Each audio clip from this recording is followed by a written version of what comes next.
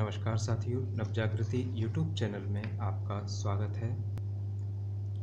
साथियों, इस चैनल के माध्यम से स्टेनोग्राफी के अभ्यास, नई नई डिक्टेशन, स्पीड बढ़ाने की ट्रिक्स, शब्द चिन्ह, वाक्यांश और टिप्स फॉर सक्सेस आदि बताए जाते हैं। केंद्र सरकार एवं राज्य सरकार द्वारा आयोजित की जाने वाली हिंदी स्टेनोग्राफर की परीक्षाओं में निश्चित सफलता हेतु हमारे वीडियो देखते रहिए और सीखते रहिए।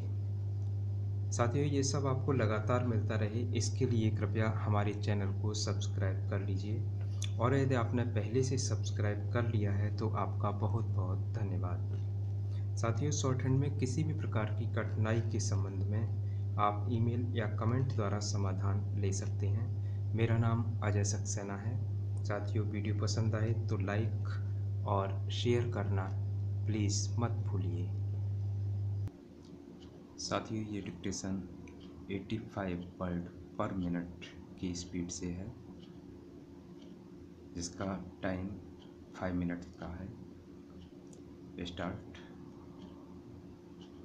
इससे पहले जब हमने हाई स्कूल और इंटरमीडिएट एजुकेशन बोर्ड या अन्य शिक्षा संस्थाओं को परामर्श देने का प्रयास किया तो मैं समझता हूँ कि हमने डायरेक्टर ऑफ पब्लिक इंस्ट्रक्शन को पीड़ा पहुँचाई, क्योंकि जिसे वह अपना एकमात्र अधिकार समझते हैं हमने उसका उल्लंघन किया।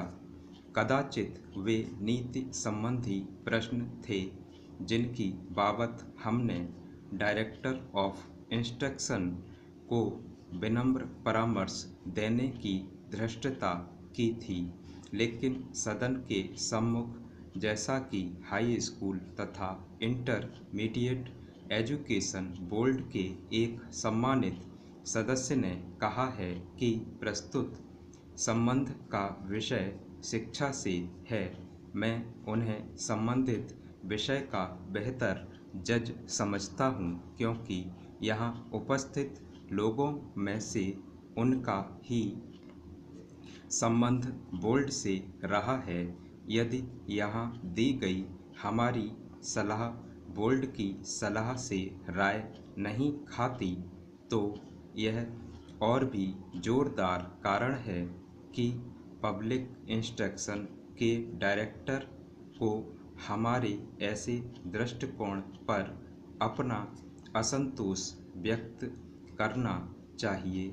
मेरे लिए प्रसन्नता की बात है कि आज मैं उनके जो बोर्ड के प्रेसिडेंट हैं हाथ मजबूत कर रहा हूँ। यह तथ्य कि वह प्रेसिडेंट हैं उन्होंने हमें बार बार स्मरण कराया है। जब जब उन्होंने बोर्ड के क्षेत्र में हमारे द्वारा उल्लंघन करने की बात का उल्लेख किया है, मुझे प्रसन्नता है कि मैं उनके हाथ मजबूत करने की स्थिति में हूँ, ताकि वह उस बोर्ड की मंशा पर, जिसके वह प्रेसिडेंट व चेयरमैन हैं, अधिक शक्ति से चल सकें। इस संबंध में उन्हें सहायता हेतु जो रुख मैंने अपनाया, मुझे आशा है कि उसके लिए वह मुझे धन्यवाद देंगे, क्योंकि यदि मुझे अन्य संस्थाएं उनके तथा बोर्ड के बीच बाधक बनती हैं तो हमारी सहायता से वह उनका अधिक शक्तिपूर्वक सामना कर सकेंगे। अतः मैं प्रस्ताव के मुख्य विषय पर आता हूँ। मान्यवर, मैं समझता हूँ कि मामला बहुत आसान है और हमें 2 या 3 आसान सवालों की बाबत विचार करना है। पहला प्रश्न यह है, शिक्षा का वांछित और स्वस्थ माध्यम कौन सा होता है? शिक्षा प्रदान करने का स्वाभाविक ढंग कौन सा होता है?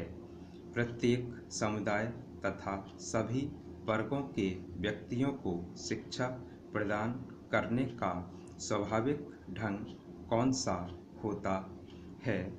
मेरे ख्याल से इन मामलों में कोई दो राय नहीं हो सकती।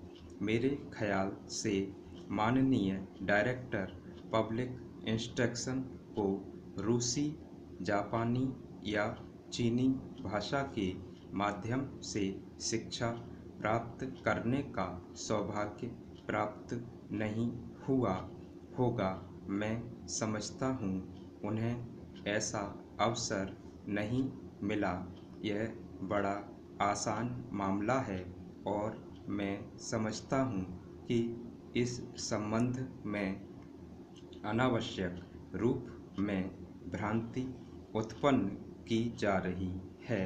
स्थिति तो बिल्कुल आसान है। हम अंग्रेजी का ठोस ज्ञान चाहते हैं।